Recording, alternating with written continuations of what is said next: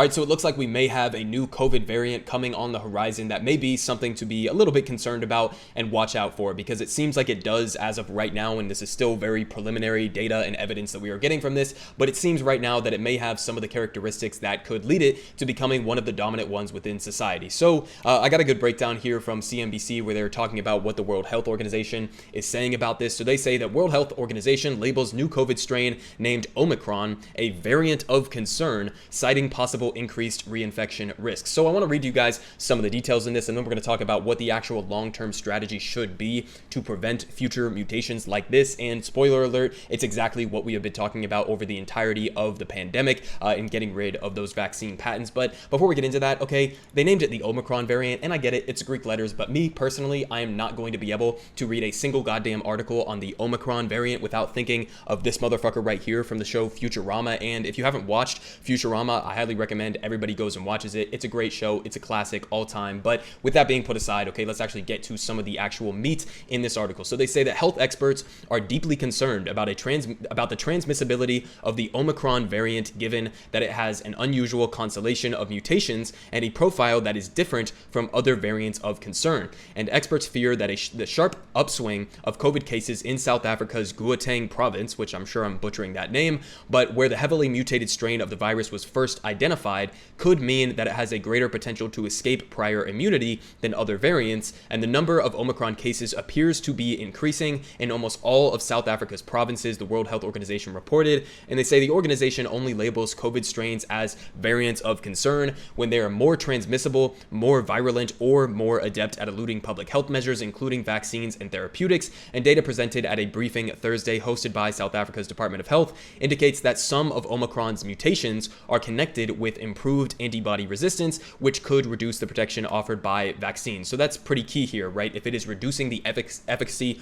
of the existing vaccines that we have right now, that's something to be looking out for, right? Because then we're talking about, even having the, whatever it is now, 60 to 70% of Americans fully vaccinated that we have managed to get up until this point. If you undercut that with a mutation that basically allows it to be just as transmittable, if not more transmittable than other variants, or even just as deadly, which we don't really have evidence to suggest that this specific variant is much more deadly than the Delta variant. But even so, if this is going to be much more transmissible, then that could be an absolute fucking disaster. So we're still going to have to wait on a lot of the actual specific evidence surrounding this, because they pretty much just found this, sequenced it, and now are fully aware and looking for it within society. But trust me, they found this apparently in Hong Kong and Botswana and South Africa and a number of other countries. But if it's already spread to all of these different countries, they only just found this variant, then that means it's pretty much all around the world right now. Okay, that's at least my opinion. All right, they always catch these. There's always going to be a lag between when they actually spot these variants and the rate at which they have already traveled within a global interconnected society. So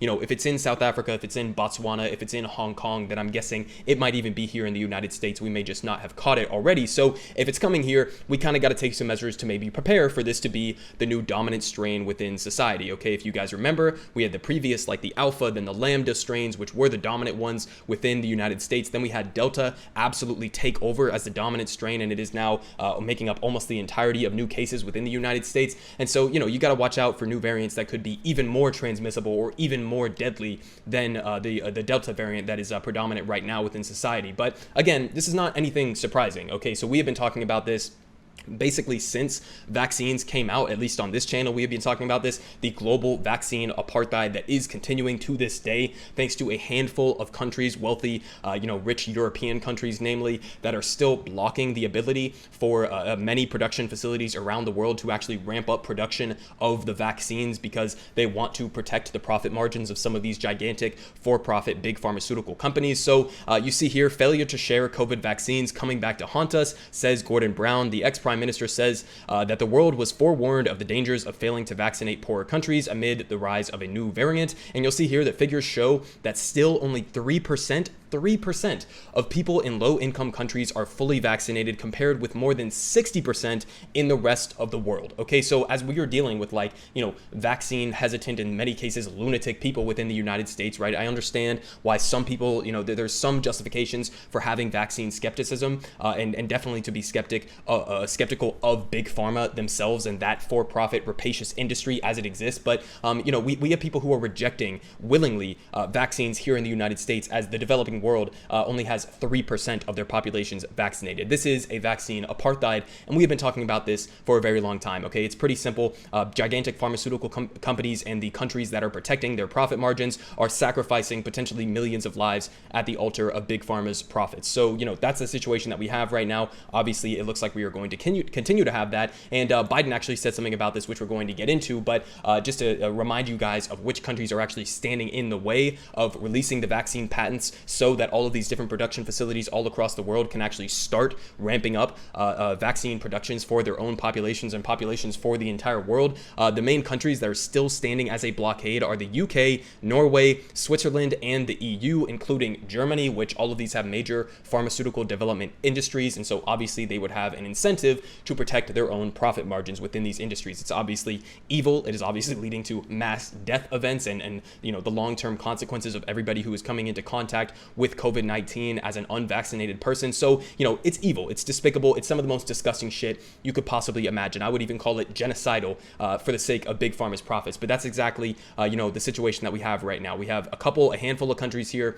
including the EU, and you'll notice that the US is not on this list, okay? Because months ago, Joe Biden actually came out, and this is from May. I think it was on May 5th that he actually made the official decision, but Biden administration backs vaccine intellectual property waivers. So if you guys remember a long time ago, towards the beginning of when vaccines were coming out, it was South Africa and India, and I think one other country introduced at the UN what was called the TRIPS waiver, basically. And so this waiver would have basically gotten rid or put a pause on a lot of the COVID vaccine patents so that a lot of these production facilities around the world could ramp up production in an emergency capacity to be able to actually distribute. Now, obviously, a lot of these wealthy countries got together and they said, no, trust us. You don't need, to ramp up production facilities across the world. We can handle it ourselves, and then we'll be charitable, because charity obviously always solves world problems right now. When Jeff Bezos donates $100 million to some charity to solve homelessness, obviously that has fixed the crisis of homelessness within the United States, okay? This is a scam, all right? It always has been a scam. They called this the COVAX initiative, and it hasn't provided even a tiny minuscule fraction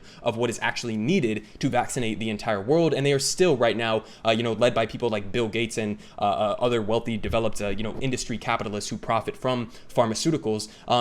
They're basically, again, deciding to sacrifice mass amounts of people for the sake of protecting big pharma profits, and there is no evidence whatsoever that this so-called COVAX initiative of donating vaccines willingly is going to lead to anything sustainable in terms of vaccinating the entire world. It just doesn't work. A charity has never worked, and you can never rely on a lot of these wealthy imperialist countries to simply donate these vaccines out of the goodness of their heart. No, of course not. You have to get rid of what is actually blocking the mechanism that could deliver vaccines to everyone around the world, and that is the profit motive, again, of these gigantic pharmaceutical companies that have firm grips over a lot of these governments that are still standing in the way. But again, Biden came out and he said that he opposes restricting access to those production facilities. Now, again, there's a big difference between rhetoric and actually doing something about it, right? He just reiterated this again yesterday. He came out and he said, after the Omicron variant became widely known, he said, so U.S. President Biden calls for intellectual property protection waivers after Omicron discovery. So again, like this, he's coming out and saying it, but if we know Joe Biden, right, we've seen this on the $15 minimum wage. We saw this on many other instances already throughout his presidency, right? He comes out, he says, oh, trust me, I support the $15 minimum wage. Look, I'm going to give it to a handful of federal contract workers, right? I support the $15 minimum wage. And then when it actually comes to fighting to get the minimum wage, the $15 minimum wage for the American people, what happens? Well, he completely folds and abandons it because the fucking Senate parliamentarian tells him, oh, sorry, I guess something budget rules, you can't include that in this bill. So listen, there's a big difference between saying that you support something, like saying that you support getting rid of these vaccine patent waivers, and actually doing it and actually applying pressure on some of the countries that are remaining standing in the way. So, that's really what this comes down to. If you want a long-term strategy on how to prevent future Omicrons or future COVID variants from appearing, then you have to get more people vaccinated. And this is like a really simple equation that we have known for a long time. If the vaccines, which they do, largely prevent or reduce the chances that you are going to get COVID in the first place if you are vaccinated, they also reduce the likelihood that you will transmit the virus. They don't prevent it entirely, okay? There's a big difference there, but it does make a substantial difference to lower the risk of having more variants develop by having less people get infected with COVID. And the best way that we know that you can do that right now, outside of like lockdown measures and things like that, is getting as many people vaccinated as physically and humanly possible. So that's what actually needs needs to be done to reduce the risk of future variants emerging. And if you reduce the risk, you're going to have less of them emerging. You're not going to have none of them, but it will at least give us a window of time, to when these variants do come out, right? Even with a largely vaccinated global population, there will be new variants that still are going to come out. But then at least you would have more time to act on it. You would have more time to figure out what the fuck is going on and get new potential booster shots that are adaptable to the new variants that come out. And as well as that, you won't have the consequences of having your hospital systems completely overrun and imploding every time there is a new variant because you have an unvaccinated population that is largely taking up your hospital beds. Okay, so there are multiple different reasons to vaccinate the entire world, both from like a humanitarian perspective in terms of just saving lives and from an economic perspective in terms of creating a sustainable global population that is able to participate in normal life, right? So there are multiple different angles and reasons why you would try to get these patent waivers or try to get waivers for these vaccine patents. Now, again, is Joe Biden actually going to do something about it, or is he just going to come out and keep saying, well, I support it in theory? I don't know. I don't have full confidence in him because he said this again all the way back in May, and we still have the same exact countries standing in the way. And listen, you guys saw that list, okay?